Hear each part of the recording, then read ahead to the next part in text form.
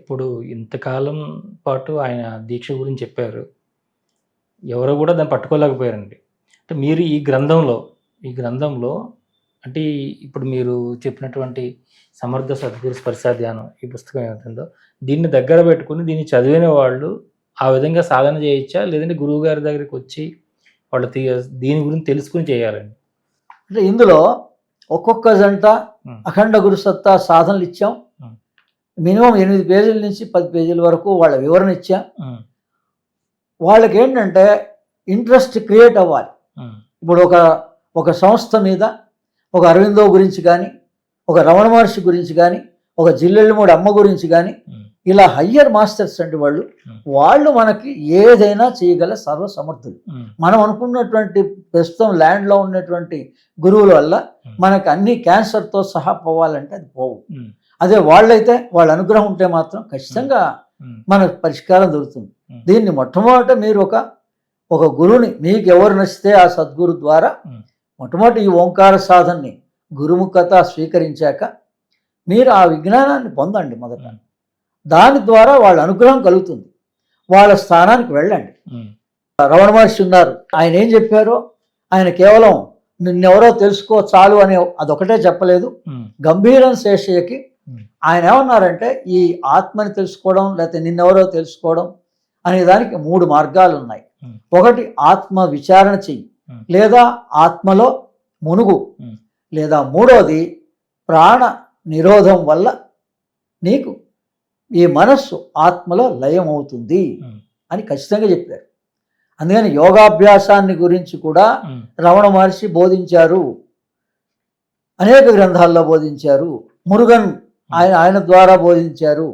అలా ఆ విషయాలన్నీ కూడా నేను రాశాను. అందుకని వాళ్ళకి ఏమిటంటే అర్థమవుతుంది. అంటే మనల్ని మొట్టమొదట యోగాభ్యాసం మనం ఖచ్చితంగా చెయ్యాలి అని తెలవాలి మనిషికి. ఏంటంటే మనం కేవలం మంత్రం ద్వారా కూడా సాధ్యమవుతుంది. మంత్రాన్ని కూడా మంత్ర బీజాక్షరాల్ని లయం పొందాలి. ఇప్పుడు మంత్రాలయం అనేటువంటిది అది మంత్రం ద్వారా కూడా లయం పొందొచ్చండి. ఏ విధంగానైనా ఈ క్రియాయోగం అనేది చివరికి లయం పొందాలి మనం. అంటే ఇందులో పతంజలి యోగ సూత్రాలు కూడా పతంజలి యోగ సూత్రాలను కూడా కనీసం 4 సూత్రాలన్నా రోజు చదవమని చెప్పారు. అందులో తత్ర ఏకత్రయ సంయమ అని చెప్పేసి ఆ తర్వాత ఓంకారం గురించి కూడా స్పష్టంగా తెలియజేయబడింది పతంజలి యోగ సూత్రం. అందుకని ఆ ఓంకారమే పరబ్రహ్మము.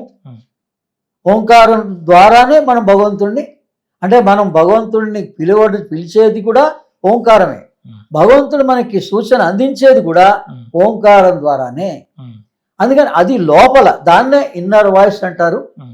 దాన్నే మేడం లావెస్కి ద వాయిస్ ఆఫ్ సైలెన్స్ అని రాసిందండి.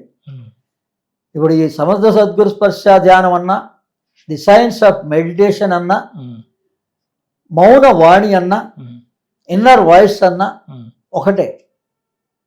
ఎవరు ఏ మార్గాల్లో చెప్పినా మనం లోపల నుంచి కదా పొందాల్సింది ప్రేరణ. ఆ ప్రేరణ ఎలా పొందాలి అనేదానికే ఓంకారమే ప్రధానం. అందుకని ఆ ఓంకారానికి సంబంధించిన సూత్రాన్ని మనం బాగా అన్వయిస్తే అదే భగవద్గీతలో కూడా ఆ ఓంకారం అక్షర పరబ్రహ్మ యోగం అని చెప్పేసి ఆ ఓంకారం యొక్క విశిష్టతని ఒక అధ్యాయం మొత్తం కూడా భగవంతుడు తెలియజేశారు. అందుకని మనం స్థూలంగా భగవంతుడిని ఆశ్రయిస్తున్నాం. ఈ స్థూలం అనేటువంటిది భగవంతుని యొక్క రిఫ్లెక్షన్. డైరెక్ట్ భగవంతుడు ఎవరు అంటే నిర్గుణ స్వరూపమే. అందుకని మొదట మనం ఆకారంగానే ఆశ్రయించాలి, ఒక రూపంగా ఆశ్రయించాలి, కానీ త్వరగా మనం నిర్గుణంలోకి ప్రవేశించాలి. అందుకే యావత్ ప్రపంచంలో ఈ రోజున యోగం ధ్యానం చాలా గొప్పదైంది. అందుకని క్రియాయోగం కానీ ఏ పేరన్నా పెట్టండి, మీరు యోగం అనేది మీ ఏ పేరన్నా పెట్టండి. అందుకని వీటిని ఒక దీక్షగా మీరు గనక చేసినట్లయితే ఈ పుస్తకం చాలామందికి ఉపయోగపడుతుంది. అంటే దీనిలో రామకృష్ణ మాస్టర్ గారు సమర్థ సద్గురు స్పర్శ ధ్యానం గురించి చెప్పారని మనం మొదలుపెట్టిన తర్వాత దీనిలోనే మేడం బ్లవెట్స్కీని, దీంట్లోనే అరవిందుల వారిని, దీంట్లోనే దేవిమాతని ఇలా అందరినీ ఎందుకు పొందుపరిచారండి మరి? అదేనండి, వాళ్ళ గ్రేస్ మనకు అందితేనే కానీ మనం ఈ యోగాన్ని పూర్తి చేయలేము. ఎవరికి ఆత్మసాక్షాత్కారం ఒకటేనండి నిదర్శనం. మనం చాలా పట్టుదలతో గనక ఈ కుండలిని జాగృతం చేయగలిగితే, మూలాధారంలో ఉన్నది చాలామంది ఇది వాళ్ళకి అనుకూలమైన పరిస్థితి వల్ల కావచ్చు, పూర్వజన్మ సుకృతం వల్ల కావచ్చు, గురువు యొక్క అనుగ్రహం వల్ల కొంత అనుభూతులు పొందగలుగుతున్నారు అందరూ. ఆజ్ఞాచక్రం వరకు అనుభూతి పొందగలుగుతున్నారు, లేకపోతే హృదయంలో అనుభూతి పొందగలుగుతున్నారు. కానీ వాడు ఆత్మ పరిశీలన చేసుకోమనండి, మళ్ళీ ఇప్పుడు శరీరానికి ఇబ్బంది ఉందా లేదా, మరి ఆ తర్వాత మానసిక ఇబ్బంది ఉందా లేదా, మరి ఈ రెండింటికి పరిష్కారం అన్ని చోట్ల లేదు.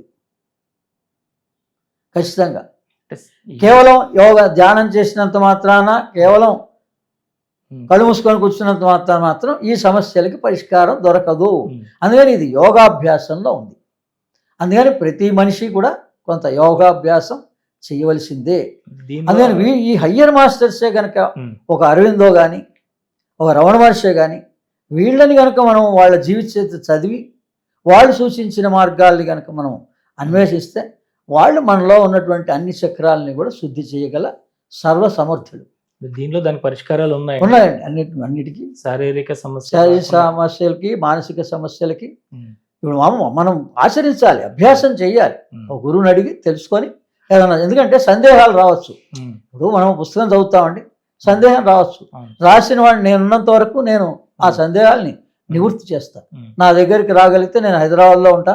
ఒకవేళ దేశ విదేశాల వాళ్ళ కోసం ఆన్లైన్ క్లాసెస్ కండక్ట్ చేస్తున్నాను నేను. ప్రతి శనివారం, ఆదివారం ఉదయం 6 నుంచి 7 గంటల వరకు, సాయంత్రం 6 నుంచి 7 గంటల వరకు ఈ విదేశాల వాళ్ళు ఈ ఆన్లైన్ క్లాసుల్లో శ్రద్ధగా జనవరి నుంచి ఇప్పటి వరకు కూడా వింటున్నారు, ఆచరిస్తున్నారు. కాబట్టి అందులో ఉన్నటువంటి ఒక ఆవిడ స్వర్ణలత అనేటువంటి ఆవిడ ద్వారానే ఈ పుస్తకం పూర్తిగా నేనే ముందుకొచ్చి ప్రింట్ చేస్తానన్నందుకు ఈ నెలలో కార్తీక పూర్ణమికి ఇది విడుదలవుతోంది.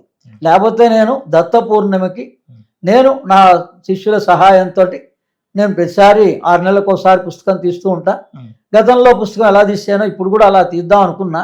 కానీ వాళ్ళ ప్రోత్సాహంతో, మరి వాళ్ళ ఇంట్రెస్ట్తో, మరి వాళ్ళు జనవరి నుంచి ఈ రామకృష్ణ గారి సాహిత్యాన్ని, ది సైన్స్ ఆఫ్ మెడిటేషన్ని వాళ్ళు శ్రద్ధగా వింటున్నారు. వాళ్ళకి కావాల్సిన ఉపయోగాలు కలుగుతున్నాయి.